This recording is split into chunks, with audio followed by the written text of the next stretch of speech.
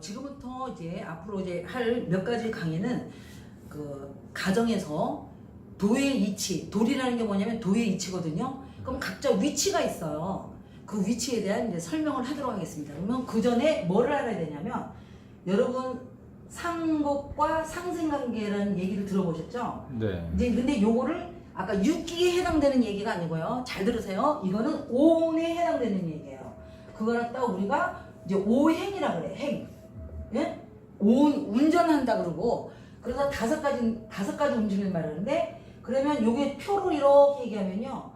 요게 오송별 있죠. 오송별. 예. 이 오송별 이게 오송별이 상극 관계예요. 그러면 요 바깥에 이제 원 있잖아요. 원. 이게 상생 관계예요. 그래서 이거를 이제 오운이라 그래요. 근데 이걸 뭐냐면 한 울타리를 해야 되는 거야. 한 울타리. 만약에 한 울타리가 아니면 이게 이루어질 수가 없어요. 그러면 우리가 뭐냐면 결혼이라는 것은 한 울타리가 되는 거거든요. 아니 그렇잖아요. 네. 장가를 가든 시집을 오든 한 울타리가 되는 거예요. 근데 요즘 사람들이 이렇게 내가 관찰해 보니까 이런 울타리 개념도 없고 없다 보니까 상생상극이 이게 근본 이거 이치거든요. 이게 이치고 진리예요. 사람들은 진리라면 굉장히 거창하게 생각하는데 그게 아니에요. 이치야말로 간단하고 본적이거든요. 근본. 그래서 아까 질서가 이루어진다 그랬잖아요. 이것도 과정이거든요. 네.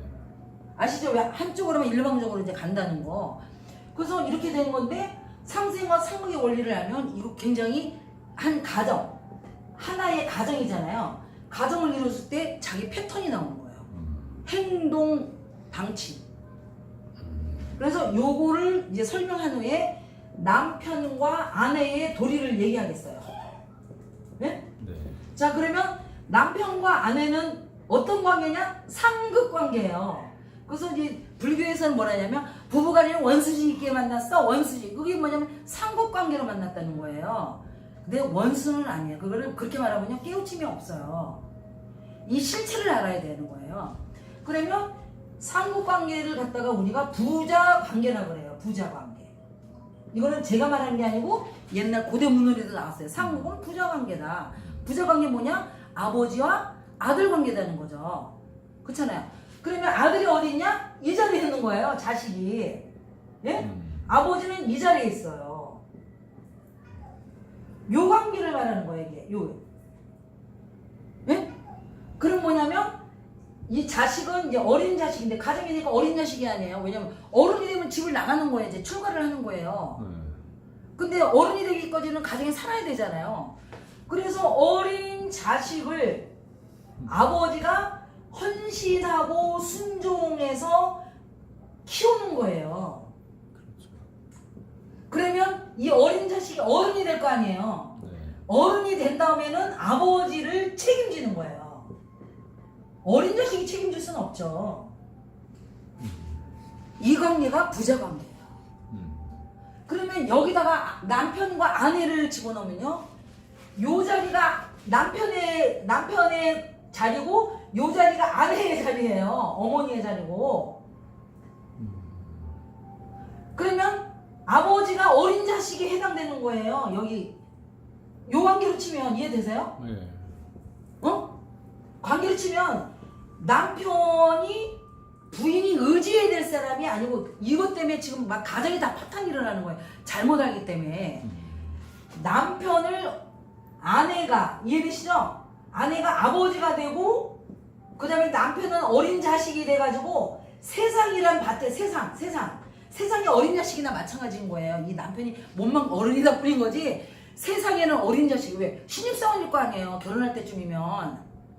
네. 그렇잖아요. 그래서 아내가 그 남편이 세상에 어린 자식처럼 되는 사람을 세상에서 어른 만드는 거예요. 그런 상극관계예요. 그럼 나이가 10세 미만으로 비슷한 사람끼리 결혼하면 어떻게 됐어요? 결혼할 때 아내가 이 남자를 세상에 출세를 시켜야 되겠다. 진정한 어른으로 만들어야 되니까 각오를 하면서 결혼해야 되는 거예요.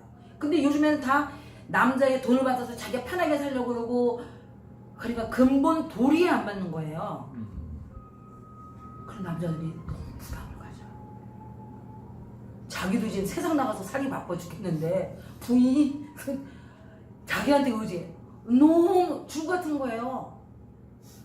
그럼 요즘 여자들은 어떻게 되냐? 이미 다 이혼한 남자 있잖아요. 나이도 많고 그런 남자한테 시집가야 될 사람이 너무 많은 거예요. 이해되시죠? 네.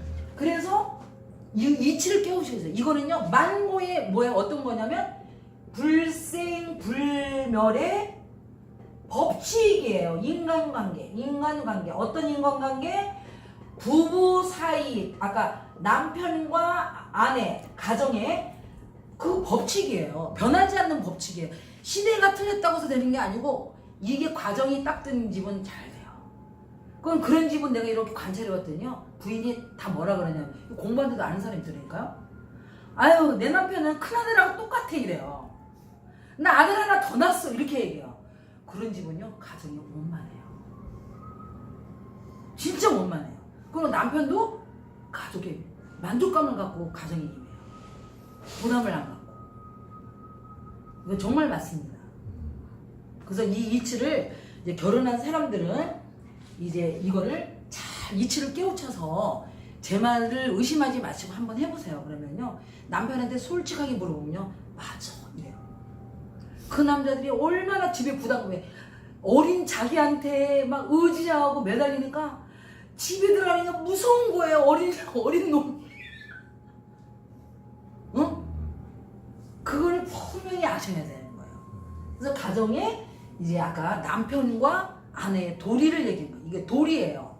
이게 진리고. 이걸 유행을 타서 하잖아요. 그래서 지금 막 깨지는 거예요. 막. 때가 되면 막 깨지느라고 다시 또 집합하느라고 정신이 없어요. 깨지고 집합하고 깨지고 집합하고 있잖아요. 그래서 아까 결혼 그런 얘기했던 사람들한테 요즘 사람은요 결혼을 한 번 한다고 생각하면서 결혼하지 않는데요. 그래서 내가 그건 무슨 말이냐 했더니 최소한 두세 번을 할 각오를 하고 결혼하는데 너무 웃겨서 죽는 줄 알았어요. 근데 만약에 이런 원칙이 적용된다면 그 가정은 절대 깨지지 않아요. 왜? 자기가 출세한 다음에 그 남편도 어떻게 됐어요? 세상에 어른이 됐잖아요. 결혼할 땐 자기가 세상에 어린이였었는데 자기 부인 때문에 어른 된 거 아니에요. 그러면 그 늙은 부인을 책임져야 돼요. 그래 사람의 도리를 한 거예요. 그게 아내와 남편의 도리를 하는 거예요. 그러면 젊었을 때는 부인이 희생하고 이제 출세를 했으면 그 다음 뭐예요? 그 자기 부인이 자기 출세하는데 기여를 했잖아요. 내가 만약 사장 됐으면 사장 부인으로서의 아주 누리기를 해줘야 되는 거예요. 그때 쫓아내는 게 아니고 쫓아내서 젊은 여자 치우는 게 아니고 이해되셨죠? 그게 남편하고 아내의 도리예요. 자 이번 강의는 이것으로 끝마치겠습니다.